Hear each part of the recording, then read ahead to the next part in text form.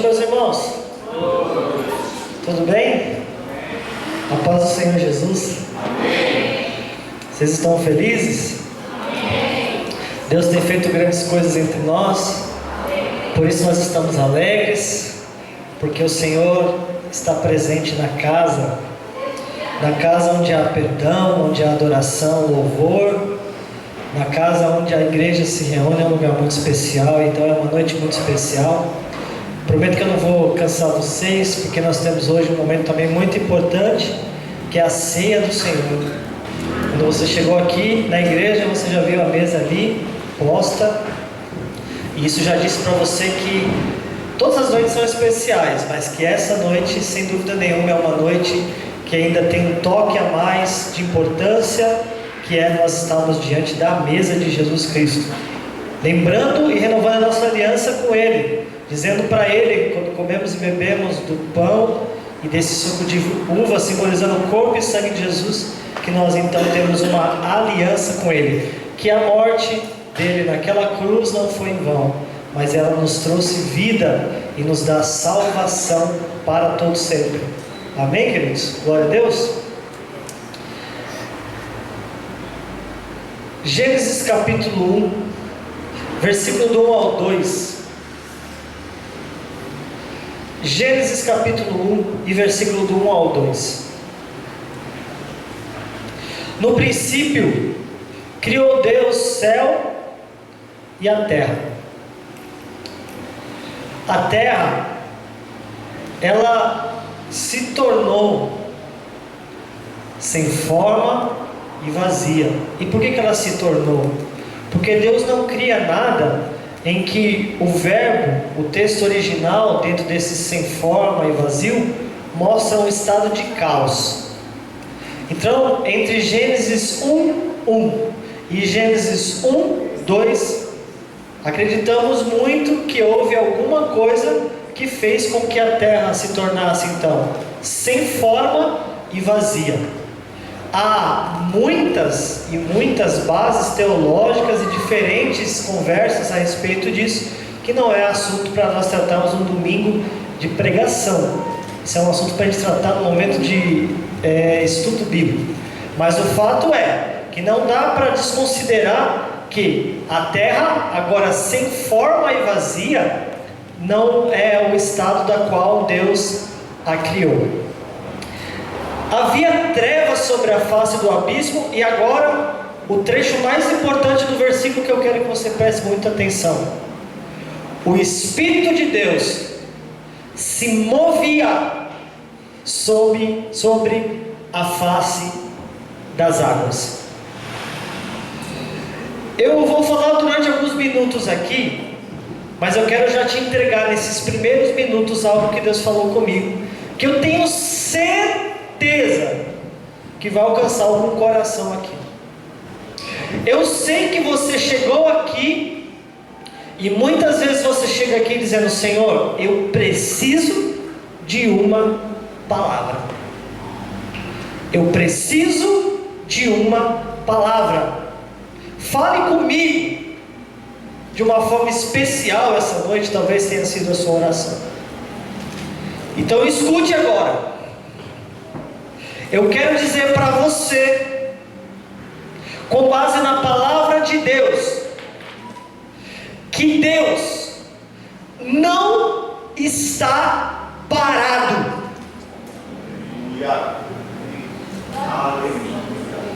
É uma frase extremamente simples, óbvia, mas escute com o coração do qual você veio buscar algo aqui. Escute como resposta às suas perguntas e os seus porquês. Que essa frase entre como uma flecha no teu coração agora. Deus não está parado. Na palavra de Deus, nós vemos que sempre que Deus é apresentado, que Deus é revelado, que algum versículo expressa Deus, Ele está em movimento. O Deus ao qual eu e você servimos, Ele não para. O Deus o qual eu e você viemos aqui adorar essa noite, está em constante movimento a respeito das respostas que você tem buscado, a respeito das dúvidas que você tem tido, e a respeito do silêncio do qual você está vivendo. Eu tenho uma palavra para você, que deve acalentar o teu coração, que deve esquentar o teu coração, que deve acalmar o teu coração e que te deve impulsionar nessa noite. Deus não está parado. Ele sempre está em movimento. Mas e esse silêncio de Deus? E esse silêncio que eu sinto? Talvez ele não esteja parado na vida de outros, mas na minha parece que ele parou. Escute agora. O silêncio de Deus é um movimento de Deus. O silêncio de Deus é um movimento de Deus. Se Ele está em silêncio a respeito de algo que você tem buscado, eu tenho algo para dizer para você. Este silêncio de Deus é um movimento dele na tua vida, que você vai entender esse processo. O silêncio de Deus é também um movimento de Deus. Aleluia, glória a Deus. Salmo 121 diz assim: levantarei os meus olhos para o monte, e de onde me virá o socorro? O meu socorro vem do Senhor, que fez o céu e a terra. Não deixará vacilar o teu pé, aquele que te guarda não tosquenejará. Eis que não tosquenejará e nem dormirá o guarda de Israel. Aleluia. O Senhor é quem te guarda, o Senhor é a tua sombra, a tua direita. O sol não te molestará de dia, nem a lua de noite. O Senhor te guardará de todo mal, guardará a tua alma. O Senhor guardará a tua entrada, a tua saída, desde agora para sempre. Vamos embora, gente, acabou o culto. Não precisamos mais. Não precisamos de mais nada. É uma informação simples, mas poderosa. O guarda de Israel não dorme. O nosso Deus está em constante movimento.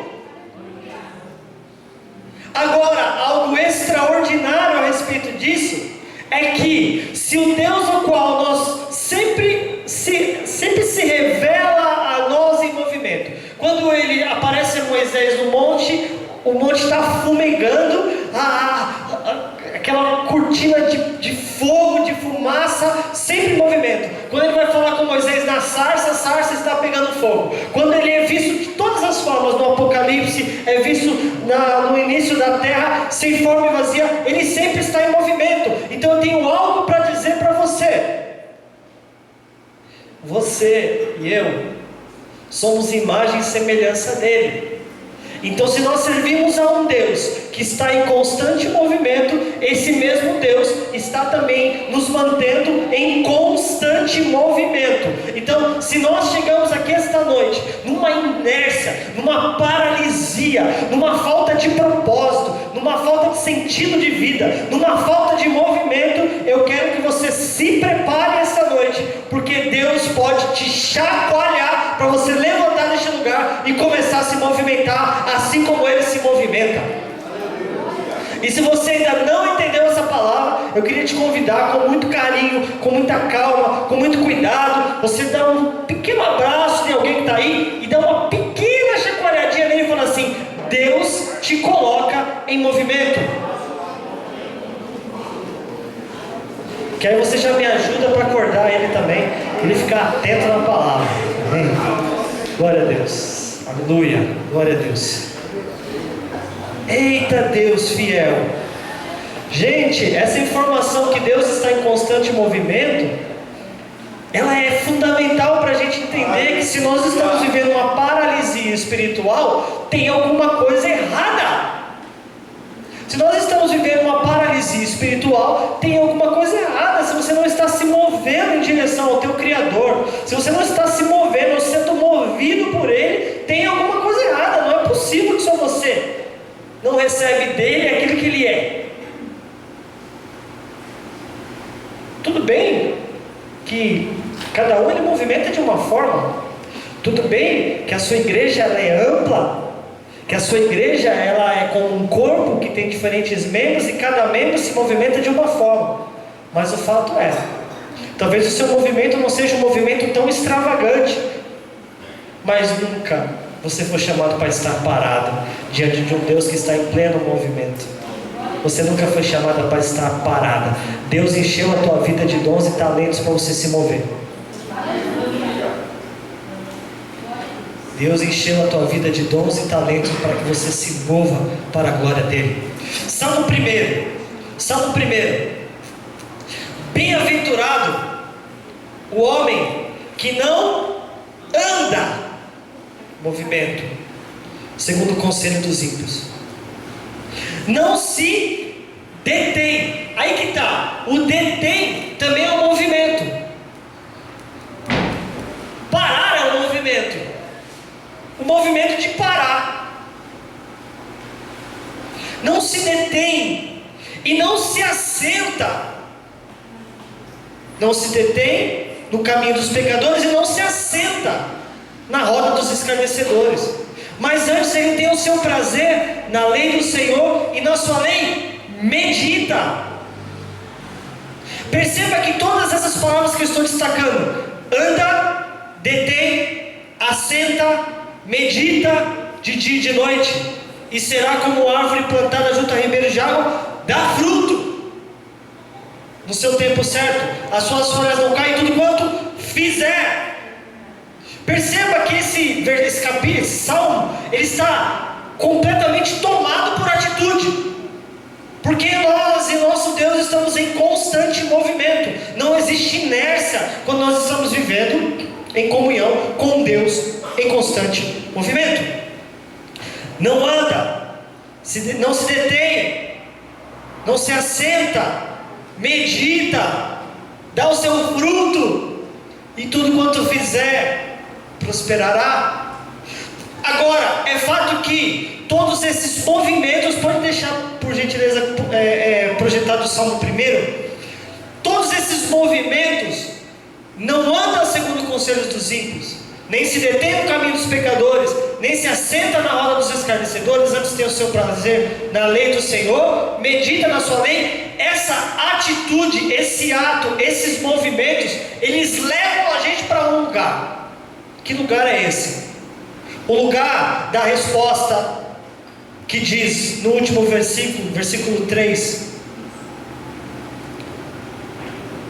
essa pessoa que sabe se movimentar da forma como Deus chamou, que está preocupado em andar como Deus quer que ande, essa pessoa que não anda segundo o conselho dos ímpios, não se detém no caminho dos pecadores, não se assenta na roda dos escarnecedores. Ele está preocupado com o lugar que ele frequenta, ele está preocupado com aquilo que ele ouve, ele está preocupado com aquilo que ele traz para a sua vida. Ele está preocupado porque ele é alguém de Deus, é alguém guiado pelo Senhor, é alguém que reconhece a criação do Senhor. Então não se assenta na roda dos escarnecedores, mas antes essa pessoa, ela tem um prazer. Ela tem um prazer. Ela encontrou prazer. E ela encontrou um prazer que é mais poderoso do que qualquer riqueza, igreja. Ela encontrou um prazer que é mais delicioso do que qualquer prazer dessa vida. Ela, encontrou um prazer que supera o maior dos prazeres. Ela encontrou um prazer na lei do Senhor. E sabe o que é isso? Olha que lei do Senhor. Ela encontrou prazer na vontade de Deus. Ela entendeu que a alegria dela, a grande alegria dela é estar em plena comunhão com o seu Pai, em plena comunhão com o seu Deus. Então, antes o seu prazer está nessa comunhão. O seu prazer está em pensar: eu estou fazendo aquilo que o meu Pai me chamou para fazer. Encontrou prazer na lei do Senhor, na comunhão, na vontade de Deus. Então, encontrando esse prazer, ela só não vive como já soubesse, mas ela medita na lei do Senhor. Ela não só encontrou prazer, mas ela pensa sobre isso. Ela coloca isso como pauta na vida dela. Isso é pauta na vida dela antes de ir trabalhar. Isso é pauta na vida dela quando ela está trabalhando. Isso é pauta na vida dela quando ela está vivendo e convivendo. Porque o prazer na lei do Senhor faz com que ela medite sobre isso dia e noite. Dia e noite, antes do seu prazer estar na lei do Senhor, dia e noite. Aí, a palavra de Deus é assim: existe um resultado para esse tipo de gente. Existe um resultado para esse tipo de gente. E o resultado é: essa pessoa que tem esse prazer, que medita nessa lei, ela é como uma árvore que fica plantada junto a ribeiros de águas. É uma árvore que está em constante contato com a água que traz a vida. E Jesus disse: eu tenho a água que te faz beber e saciar a tua sede para sempre. Aquele que medita na lei do Senhor e tem seu prazer nela, é plantado como uma árvore junto a ribeiros de águas, a qual dá o seu fruto na estação própria, cujas suas folhas não caem, e tudo quanto fizer prosperará. Aí eu poderia usar esse prosperará agora, encharcar a tua vida, imaginando que esse prosperar é a sua conta bancária que vai prosperar. Esse prosperar é que você vai receber promoções e promoções, e você vai ser rico, próspero, e vai ter o melhor carro, a melhor casa. Eu poderia te encher de uma inverdade bíblica, mas esse prosperará não tem nada a ver com isso. Quando você lê prosperará na Bíblia, não pense em coisas que Deus acrescenta sobre você. Pense em gratidão sendo acrescentado em você. Prosperará não tem a ver com Deus te dando. Prosperar tem a ver com você agradecendo. Eu já cansei de explicar aqui sobre isso, que a satisfação interna, ela é igual. É a externa aos olhos humanos que muda, mas a satisfação interna é igual. Irmãos,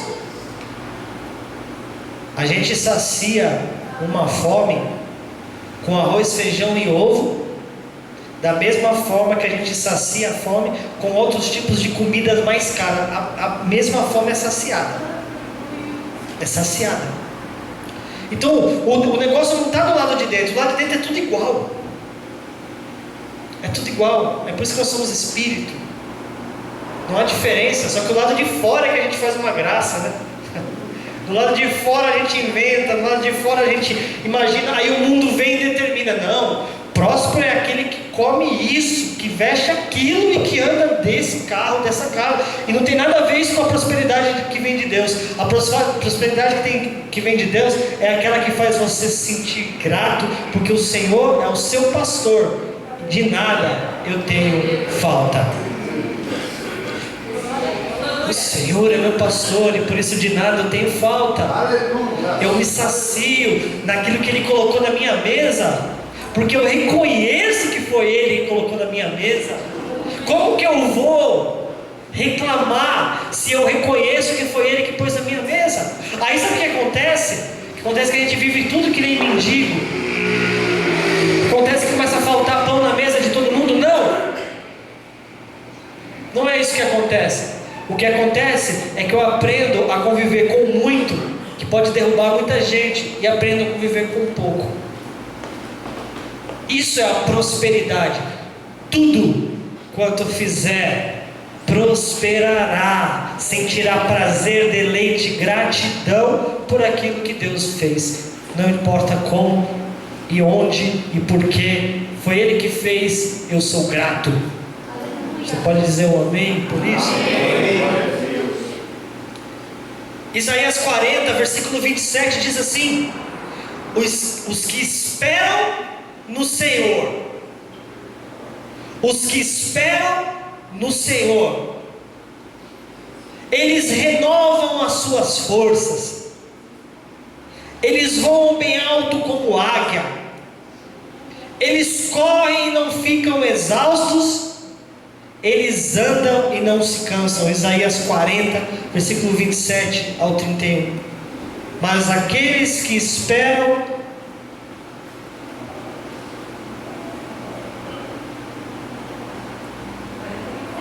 pode avançar, por favor. Pode avançar. Pode avançar. Pode avançar. Mas os que esperam no Senhor renovarão as suas forças e subirão com asas como águias. Correrão e não se cansarão, caminharão e não se fadigarão. Mais uma vez, se eu sirvo a um Deus que está em constante movimento, automaticamente eu sou impulsionado. Existe um segredo para você entrar nesse movimento de Deus. E qual é o segredo? Os que esperam no... Volta para a primeira frase da palavra. Deus não está parado. Deus não está parado. Deus não está parado na tua vida. Deus não está parado na minha vida. Deus não está parado. Ele está trabalhando o tempo inteiro. Ele está trabalhando o tempo inteiro, meu irmão, minha irmã. Deus não está parado. E se Ele não está parado, Ele vai tocar a tua vida para que você, que espera no Senhor, renove essa noite a sua força.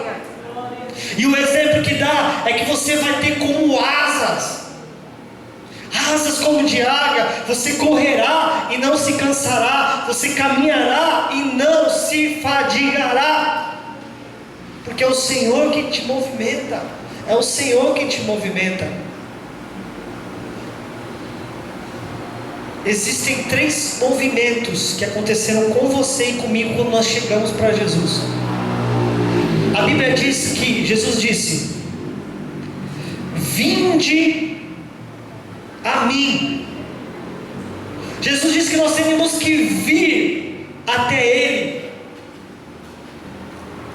Jesus disse que nós deveríamos ser revestidos por Ele, e que depois nós seríamos enviados por Ele. A respeito do chamado de Jesus a vir, a pergunta que deve ser feita é: para onde realmente nós viemos? Se você veio para uma igreja com CNPJ e uma placa bonita, você vai ter sobre a tua vida o efeito de uma igreja com CNPJ e uma placa bonita. Mas se você veio para Jesus, você deve fazer como Pedro. Quando perguntou: quem os homens dizem que eu sou? Falaram um monte de profeta. Confundiram você com outros profetas que já passaram. Mas e você, Pedro? Quem você diz que eu sou? E Pedro diz: tu és o Cristo, o Filho do Deus vivo. Ele estava dizendo: tu és o ungido de Deus, enviado pelo Senhor. Tu és o Cristo. Então sabe qual que é o segredo? Não é a igreja que você frequenta, não é o pastor que você gosta de ouvir. O segredo é o Cristo do qual você veio se encontrar essa noite. E eu tenho algo para dizer para você: esse Cristo não depende de Vitor, não depende de louvor, não depende não. Ele disse que onde nós estivéssemos reunidos, Ele estaria no meio. E antes dele ir embora, Ele falou assim: eu estarei entre vós todos os dias da tua vida.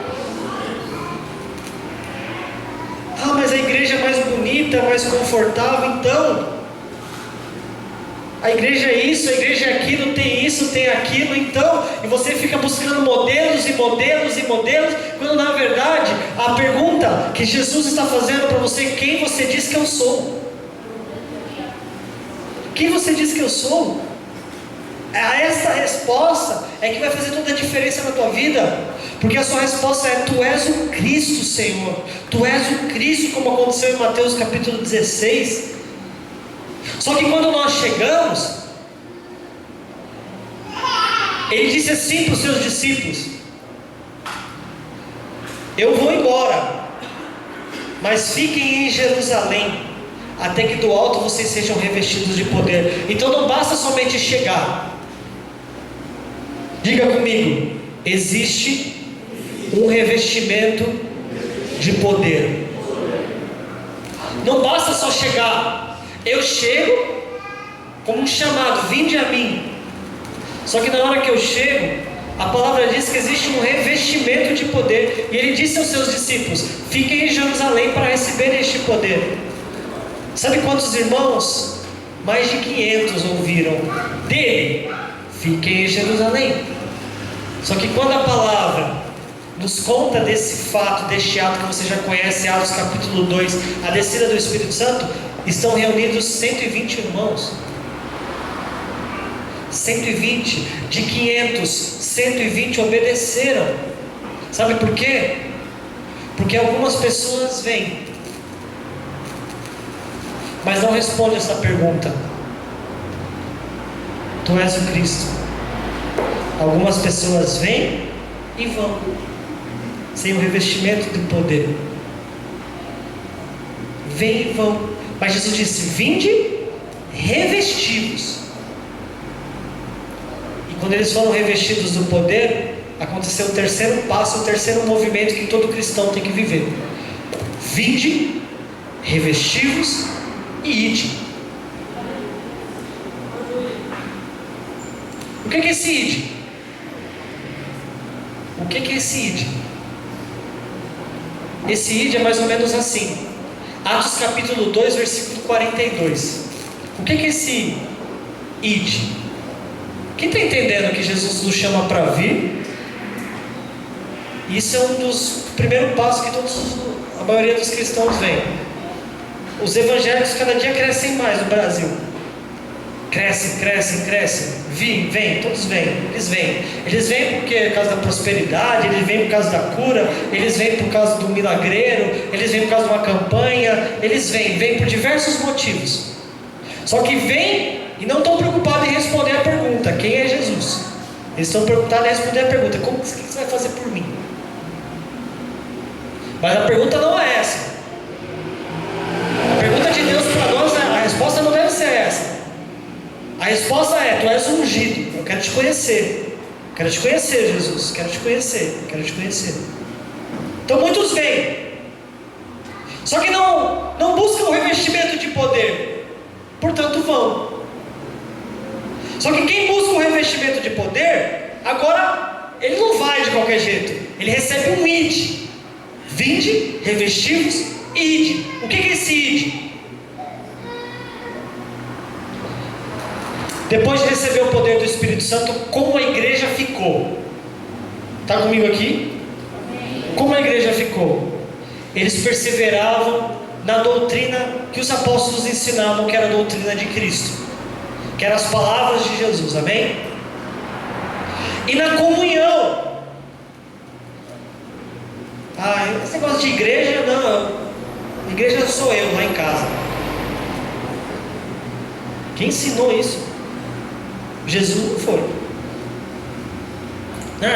Eu tenho Deus, eu creio, mas não preciso ir na igreja. Da onde que veio esse ensinamento?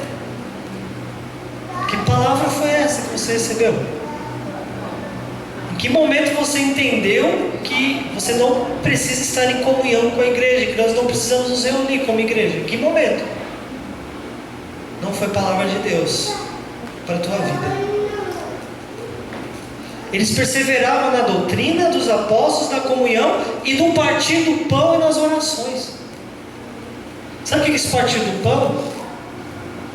Em todo momento em que eles sentiam que ele podia ser útil na vida de alguém, eles eram. Sabe por que é importante a comunhão, a reunião, para a gente cantar todo mundo junto? Não. A comunhão é importante porque aqui existem dons divididos aqui entre nós, que não é só o dom do pastor, em que em algum momento você vai tropeçar em alguém que tem alguma coisa para te oferecer de Deus, seja uma profecia, seja uma palavra, seja uma oração, ou seja até mesmo um suprimento. Está aqui entre nós essa comunhão. E nas orações, pode avançar? Em cada alma havia temor, e no meio deles muitas maravilhas e sinais se faziam pelos apóstolos. Eu fiquei tão feliz esses dias, tão feliz, porque a gente fez esse voto tão simples, né? De uma coisa que a gente ficou tanto tempo até sem, porque a gente não acredita que a placa da igreja seja tão importante assim, mas ela é importante porque ela mostra, né, alguma coisa e diz, olha, você convida alguém para ir lá na igreja Tabernáculo, onde que é? Aí você fala, tal endereço, a pessoa tem que ver a placa, né? Não fica meio complicado. Mas eu fiquei tão feliz porque ao final do nosso voto, que terminaria hoje, mas o Senhor deu o suprimento antes de chegar no dia final. Nós faltávamos um valor e eu fiquei tão feliz de saber que o valor foi conseguido através de um milagre. Um voto. Foi um voto. Se o Senhor fizer isso na minha vida, eu farei isso para a glória do Teu nome. Deixa eu dizer uma coisa para você, meu irmão e minha irmã. Você está perdendo tempo. Deus continua ouvindo os nossos votos, sinceros, verdadeiros, para a glória dEle. Existem sinais acontecendo no nosso meio. Existem. E continuam acontecendo. Nesta noite, talvez você entrou precisando de um sinal, de um milagre, de uma provisão e de uma resposta para alguma área importante da tua vida. Creia. Creia. Acredite que isso pode acontecer nesse exato momento. E se estiver acontecendo agora? E se agora, de repente, a gente fechar os olhos aqui, e você que está esperando uma resposta, uma porta aberta talvez, ou uma resposta a respeito de um financiamento que você fez, ou uma resposta a respeito de uma cura que você está buscando, e se a gente fizer uma oração agora ia acontecer? Mas será? E se a gente tentar? Mas pode mesmo? Pode. Pode, aqui no nosso meio. Sabe por quê? Porque Ele está aqui. É só se Ele não quiser. Você acha que Ele quer ou não? Eu entendo. Não sei. A resposta é essa mesmo. Ele quer fazer ou não? Pode falar bem alto, não sei. Porque a gente não sabe. Todas as orações que você fez, Ele disse sim. Teve oração que você fez que Ele disse não? A maioria delas? É assim que funciona. A dinâmica de uma vida com Deus é assim. Há momentos em que Ele decide fazer. Sabe por quê? Mas você sabe por que Ele faz isso? Porque Ele é Deus. Mas eu queria ter um joystick para movimentar Ele, mas você não tem. Eu queria apertar um botão e resolver, mas você não tem um botão. Sabe por quê? Porque Ele não é nosso garçom. A gente que serve Ele, não é Ele que serve a gente. Mas eu vou te falar que tem hora que Ele quer. Por que Ele quer? Tem hora que Ele quer, tem hora que não. Porque tem hora que Ele entende que tem que fazer.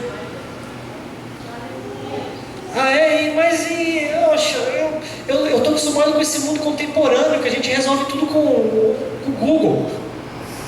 Eu estou acostumado com esse mundo contemporâneo que qualquer coisa que a gente quiser, a gente tem. Eu estou acostumado com o mundo do cartão de crédito. Mundo do crédito. Você está com vontade de comprar? Compre, depois você paga. Você aprendeu a satisfazer o tempo inteiro tudo que você quer? Então, mas o nosso Deus não é assim. O nosso Deus é do jeito que Ele quer. Mas e se Ele quiser? Então o que a gente faz? A gente ora, a gente pede, a gente faz o que Ele mandou a gente fazer. Traz para mim, que eu resolvo se eu quero ou não. Traz para mim, porque eu só tenho uma coisa para te dizer: a minha vontade é boa, perfeita e agradável. Uma certeza a gente tem. O sim ou não a gente não tem resposta. Mas uma coisa a gente sabe: a vontade dele é boa, é perfeita e agradável. Repete isso: a vontade dele é boa, perfeita e agradável. Boa, perfeita e agradável. Então, meu irmão, estenda as suas mãos aí agora, feche os teus olhos e coloque diante do Senhor agora aquilo que você quer colocar diante dele. Agora, neste momento, fale com Ele. Senhor, o Senhor quer? O Senhor quer atender as orações que estão sendo feitas agora? Qual é a tua resposta, Pai? Sim ou não? Mas nós estamos reunidos neste lugar, Pai, na Tua presença. E o Senhor está no meio da Tua igreja nesta noite. Então, Pai, em nome de Jesus, seja o sim ou não, fale conosco. Fale conosco. Fale com este povo, responda, toque o coração deles. Fale, Pai, fale, porque Tu és um Deus em movimento, Tu és um Deus em movimento, em nome de Jesus. Amém, amém. E aí? Será que Ele fez? Não sei, pastor, eu vou saber amanhã. Se chegar o e-mail, mas é assim que funciona, meu irmão. O nosso dever é colocar diante dele. Ele disse assim: lancem sobre mim as vossas petições, lancem sobre mim. Então nós estamos aqui em comunhão para fazer isso, meu irmão. E se a gente fazer diferente agora? Você já pediu por você? Então feche os teus olhos agora e você vai falar assim: Senhor, agora olha pelo meu irmão que está aqui do meu lado, porque agora a gente começa a interceder. Começa, Senhor, meu irmão aqui da direita e da esquerda, Pai. Olha para a oração dele nesta noite, Jesus. Olhe pelo teu irmão da direita e da esquerda. Agora diga: Senhor, fale com ele, abençoe ele, responda a ele. Ah, Deus, vem agir na vida do meu irmão agora, em nome de Jesus. Amém. Olha aqui para mim. Nós acabamos de resolver um outro problema. Porque se você não teve fé para orar por você, o teu irmão acabou de ter. Você foi atingido e atingida agora por um Deus que está no meio da igreja e da comunhão da igreja. Eu não vim aqui hoje brincar, pastor, de tocar uma musiquinha. Eu não vim aqui hoje brincar de falar bonitinho da Bíblia, até porque isso a gente nem sabe fazer tão bem. Mas eu vim aqui hoje na presença do nosso Senhor. E eu vim aqui hoje agora em comunhão com os irmãos e com a igreja que é dele. Então, irmãos, eu preciso crer que ele está fazendo alguma coisa neste lugar. Que sentido teria esse culto se não é para ele, e se não é dele, e se não é ele quem está fazendo o que faz? Aleluia.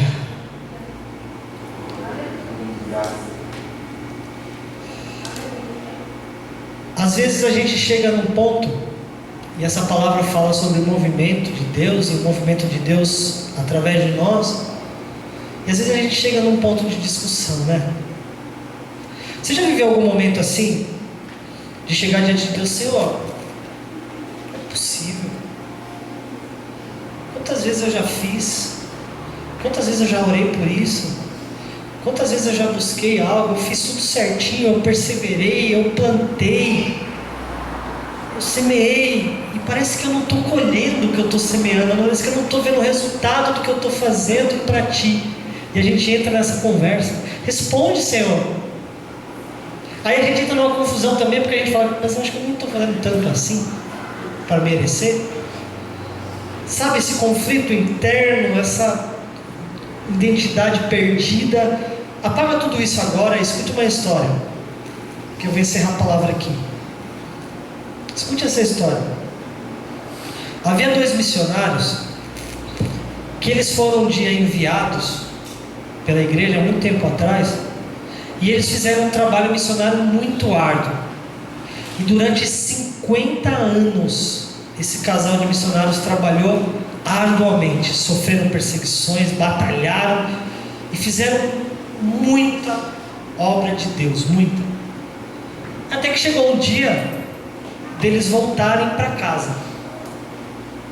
E quando chegou o dia deles voltarem para casa, eles então entraram no navio e começaram a criar uma expectativa de como eles seriam recebidos quando eles voltarem depois de 50 anos. Agora já jubilados, já aposentados do trabalho, já não tinham força e vigor, marcado pela vida de missão e sofrimento, eles estão voltando no navio, imaginando como seria na sua chegada. E o navio então vai atracando, e eles veem muito balões, festas e fogos e gente, barulho, e eles olham para o outro e, poxa, eles se lembraram de nós, e nós estamos sendo recebidos. Só que na hora que o navio vai atracando, a festa vai acabando, e a festa vai indo embora, e eles descobrem que aquilo lá não era para eles, deveria ser uma outra personalidade que tinha chegado lá. E aí eles chegam e eles vão para sua casa e não tem nem provisão direito, não sabe nem como eles vão sustentar a sua vida, ninguém mais nem lembra deles. E de repente o homem, o Senhor, ele entra num questionamento pesado. E a sua esposa está ali, e a senhora, e ele disse para ela: viu, converse com o seu Deus e veja se é essa a recompensa que Ele dá para aqueles depois que eles voltaram para casa, depois de tanto tempo voltam para casa. E ele fala isso para aquela senhora: fale com ele, vê se ele responde para você. E ele vira as costas e sai. Aí depois ele volta e a senhora está na pia. E ele pergunta: e aí, falou com seu Deus? E a senhora, sem se virar para ele, ela responde assim: falei. E o que ele disse? Ela respondeu: ele disse que nós ainda não voltamos para casa. Nós ainda não voltamos para casa. Então não questione se ainda não aconteceu, se a resposta não veio, se você está se sentindo que está faltando alguma coisa. Entenda uma coisa: continue fazendo o que é certo fazer. Continue fazendo tudo que tiver no teu alcance. Não pare um segundo de fazer a vontade de Deus e de se mover se Ele está te levando para se mover. Porque um dia você vai voltar para casa. Um dia eu vou voltar para casa. Um dia nós vamos voltar para casa. E aí sim, nós teremos dele toda a recompensa que cabe aos justos, aqueles do qual Ele mesmo enxugará dos nossos olhos toda lágrima. E nós viveremos com Ele para todo o sempre. E no governo dele não há injustiça, não há falta, não há nada que se compare ao tempo que nós estamos vivendo. Então, meus irmãos, eu te convido a se colocar de pé e a falar com Deus que um dia vai nos recompensar quando nós voltarmos diante dele. Continue se movendo. E se você está numa inércia, entenda uma coisa: você não foi chamado para estar paralisado, mas você vai ser movido pelo Senhor e para a glória do nome dele. Aleluia.